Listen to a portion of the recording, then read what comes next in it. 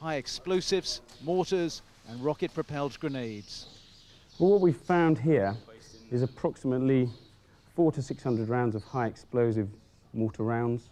We've got other types of round, white phosphorus, illume, different types of mortar ammunition. The significance of this being found in a school is that this may have been a site they used for a mortar line, hoping that we wouldn't target it because it's in a school. There's no doubt Saddam Hussein had plenty of time to prepare for the defense of southern Iraq, building up huge stockpiles of ammunition, just like this one. Well, many of his troops have simply fled, but those fighting hardest and longest are the ones who are ideologically committed to his Ba'ath Party regime. You can see various other mortar containers, hand grenades left in what I guess was a playground. The challenge for British troops here is not only to find these vast caches of ammunition, but also to remove them safely and destroy them. The whole of Iraq is now awash with unexploded ammunition and will be for years to come. For now, all the men of the light infantry can do is bid the children farewell and hope that one day they'll get back into their school. Ben Brown, BBC News, Southern Iraq. Division at sea for weeks, now arriving in the war zone. The 4th Infantry is a huge military force. These carriers full of machinery take 2 days to unload. 30 ships like this are due through Kuwait's ports in the coming days. These troops have been diverted south before the Turkish government said no. The plan was to use the 4th to open up a northern front in Iraq. I think it certainly would have been very important, but you notice that what the theater commander was able to do was put other forces up there. As you know, we have put light forces up there who have done many of the same things that we might have done. So now they're in Kuwait, and behind the equipment comes the troops. 30,000 are on their way. They've seen the war unfold, heard the criticisms that more men are required. It'll be a while before they're ready for war, but soldiers here say they're glad to have arrived.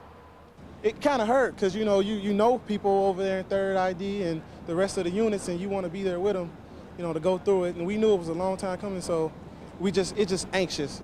I do think we should have been here at the beginning, because back there when our stuff was at sea, all we did was a lot of reinforcement training, which is going to help us out. This is the US Army's most modern unit, an attacking force linked by computers. But it's about putting troops into the fighting area, and in the coming days, more and more will arrive. لم يجمع علماء الدين في الأمة على اختلاف اجتهاداتهم ونحوهم ومللهم مثل ما أجمعوا. Today, they all concur that the invaders and the aggressors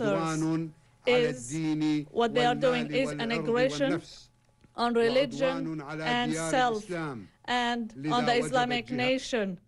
Therefore, jihad is a duty, and whoever dies will be rewarded by heaven. اغتنموها يا قرة عيني وعين العراق والأمة. إنها فرصة الخلود. It is your chance for immortality. It is your honor. There is no honor after that. Hit them. Fight them. They are cursed. They are evil. You will be victorious and they will be defeated. Fight them everywhere as you fight them today. Don't give them a chance to take the breath until they withdraw and retreat from Islamic land, and they would be cursed today and forever. A group of Iraqi Kurdish fighters shows off the spoils of war, leading us into recently captured territory and the smashed remains of what they claim was once the hub of a terrorist network. A terror network they've been fighting for years, called Ansar al-Islam. The heart of that network beat here, it's claimed, inside this mosque, at a remote Kurdish village called Biara, on the border with Iran. Parts of the mosque were flattened, the dome peppered with large shrapnel holes from American airstrikes. Unavoidable damage, say Kurdish officials, in their battle to root out and destroy a web of terrorist strongholds, supported and funded, it's claimed here, by Al-Qaeda itself. When the battle against Ansar was joined, it turned into a rout, taking Kurdish forces just 36 hours to defeat their enemy. The first major battlefield operation linking American special forces and Kurdish fighters in northern Iraq. It became a spectacular success, claimed these American Special Force officers, breaking their cover, heaping praise on the thousands of Peshmerga fighters who bore the brunt of close-quarters combat. I think it's a classic example. I would say it's an outstanding example of what Special Forces train for in the United States, unconventional warfare, working with an indigenous force to add to their capabilities and add assistance and advice where we can. Ansar's forces put up a ferocious fight, it's claimed. Hundreds dead, the rest fleeing over the border to Iran. At least one of them pretended to surrender, but blew himself up. And Ansar may have abandoned some incriminating evidence under the rubble, possibly supporting alleged links to Al-Qaeda-sponsored terror. We have found various documents, equipment, etc., that would indicate a presence of chemical and/or biological weapons. It now begs the question that if American and Kurdish forces can work so well together here, then why not expand operations to break Saddam Hussein's control over the key northern cities of Kirkuk and Mosul? There may be no precise plan for that to happen now, but the Iraqi Kurds are pushing for it. Brent Sadler, CNN, Beara, northern Iraq. Their enemy, the Nebuchadnezzar Brigade, among Saddam Hussein's most prized Republican Guard.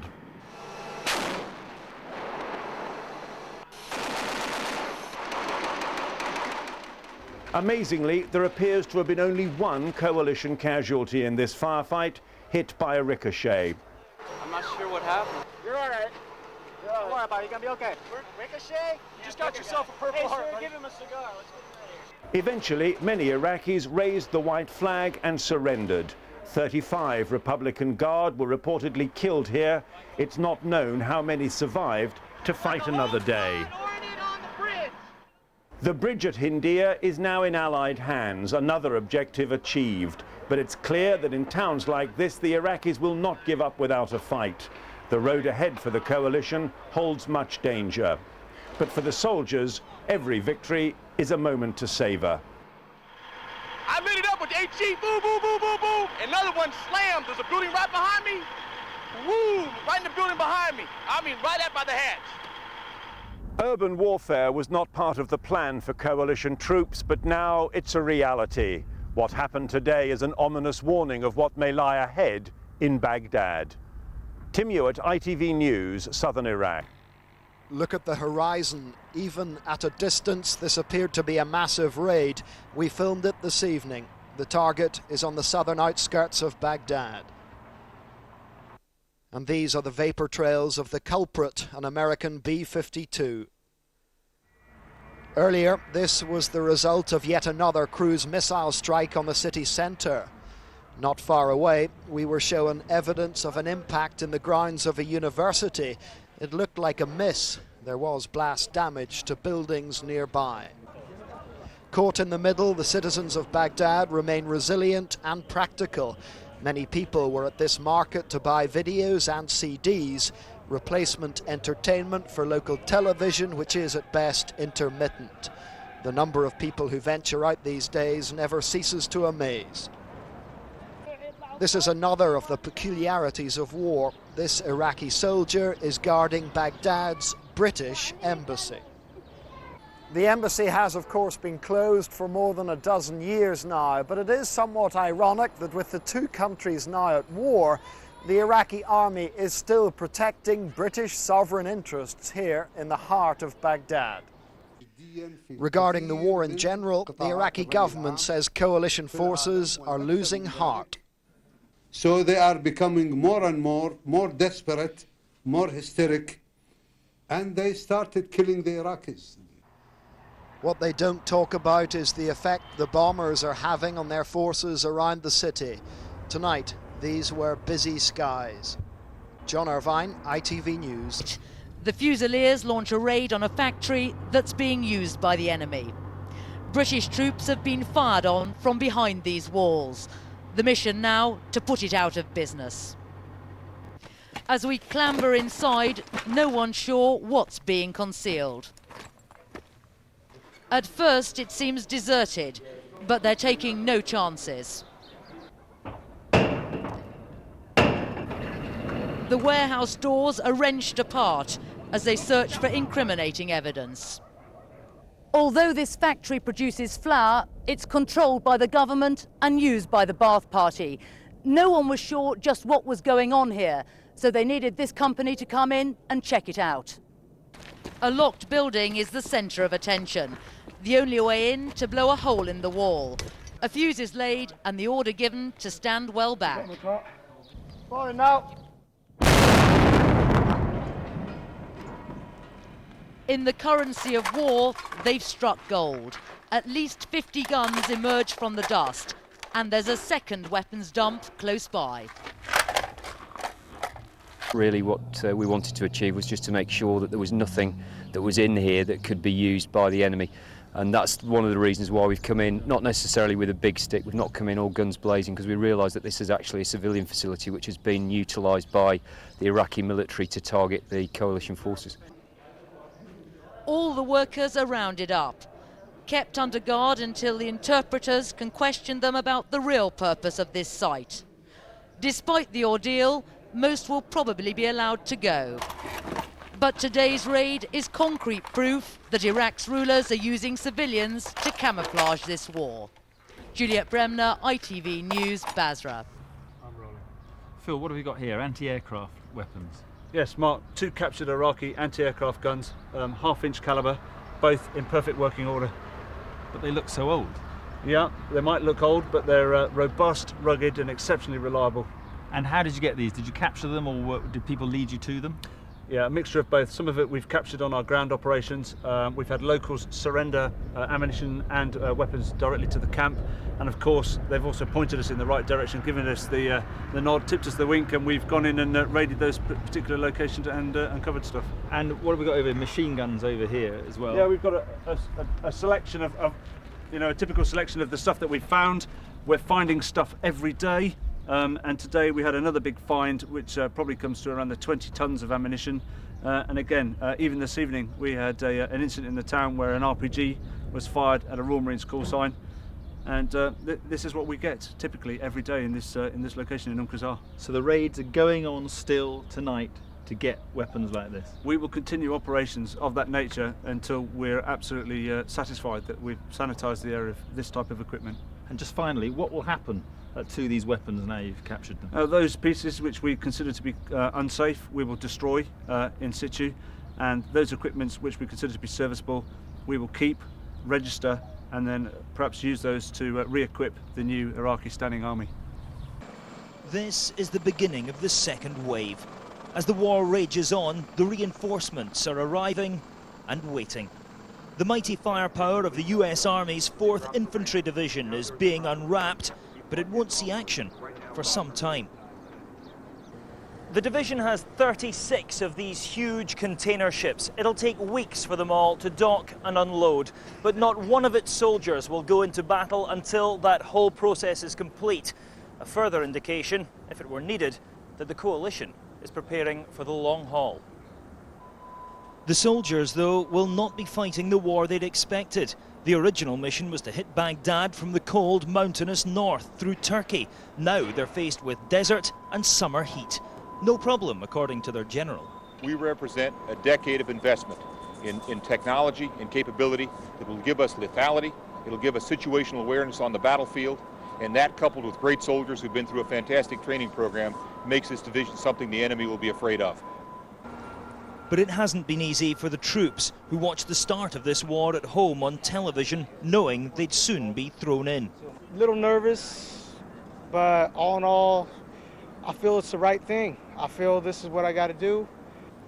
I didn't really want to see a war, but now that it's occurred, I'm ready to do my job and go back home. 100,000 fresh coalition troops will arrive here over the next month. It'll be some time before they see action, but even longer before they get to go home. Martin Geisler, ITV News, Kuwait. The coalition is stepping up its bombing. These are Iraqi positions at Kifri, a Kurdish town northeast of Baghdad. 700 cruise missiles and 8,000 precision-guided munitions since the war began. 1,000 air sorties in the past 24 hours alone. All signs, perhaps, that in the next few days the war is about to enter a new phase. Potatoes and onions brought in daily from the surrounding farms. But clear water's still scarce. As soon as the tanker stops and the army escort takes up position, they come running from the side streets, containers at the ready. Later in the day, the first British troops without helmets did go into Azerbaijan, a significant change. And at least one man here reckoned they'd welcome the invaders up the road in Basra. But all people, they don't like this government. They want to finish from this government. That's all they want. They like you people here to come. We can't get there safely, nor can British soldiers. Though today the Arab TV station Al Jazeera were out filming in Basra, surveying the damage caused by British artillery and American airstrikes. Iraq now says these attacks have killed at least 60 civilians in the city. These are cluster bombs. The Americans say they use them against soldiers, but the Iraqi government insists they've been used against civilians, and that explains some of the worst injuries. In Baghdad, the raids are primarily on government, communication and military facilities. Some buildings are being hit several times a day, even though there's no one inside.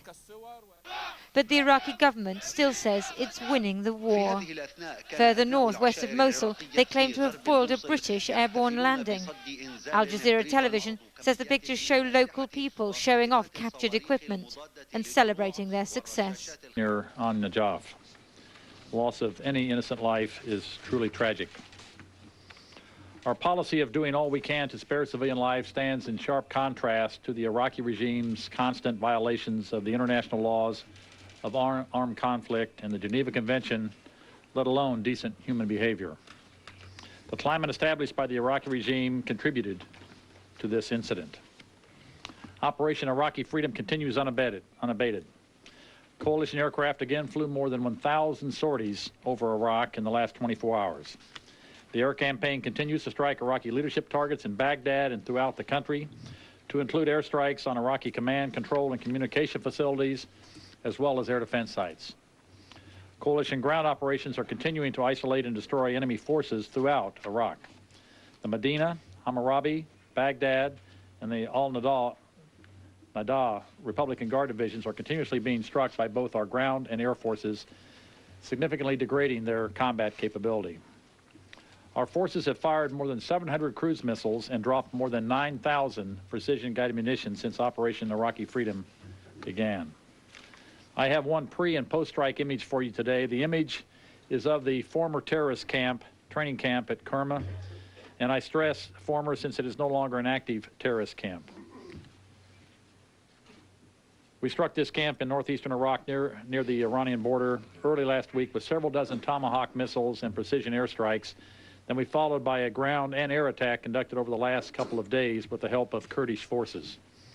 The camp, in and around the villages of Gulp and Sargat, was being used by an estimated 300 to 500 Ansar al-Islam terrorists with elements of the al-Qaeda network in there with them. We believe they were developing poisons for use against civilians in Europe and the United States.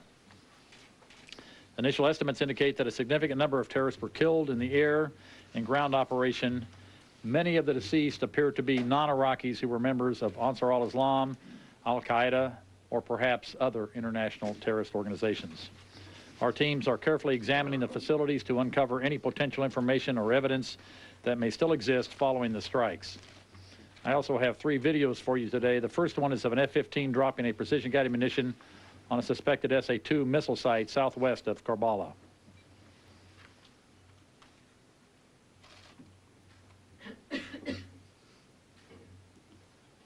The second one is of an AV-8B using a precision-guided munition to destroy a fuel tank in a revetment between Karbala and Al-Qud.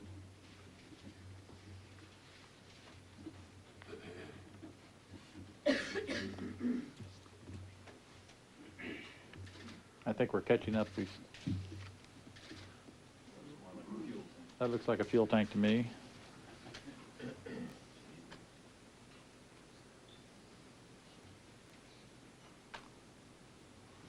And the last video is an F-16 dropping a precision-guided munition on a radar site at the Madaisis airfield in western Iraq.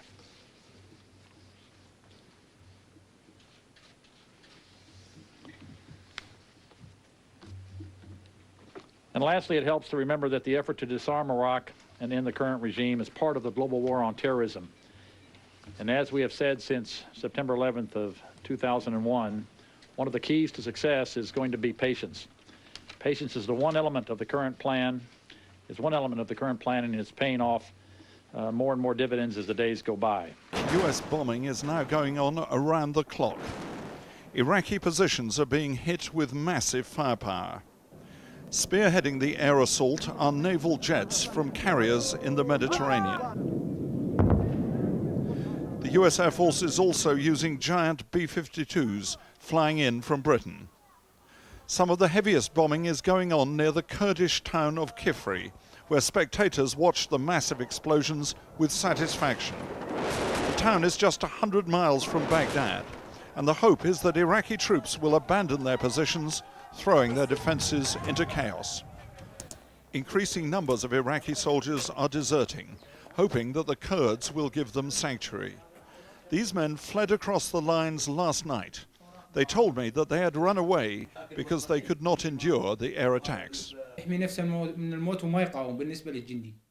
We were frightened and frustrated, knowing that we could not fight the jets with our rifles. The precision attacks destroyed our morale. So far, the deserters are coming across in a trickle, not a flood, but they are evidence that the air campaign is starting to work. The question is whether it will be enough to break down Iraqi defenses in a region where there are still few coalition troops.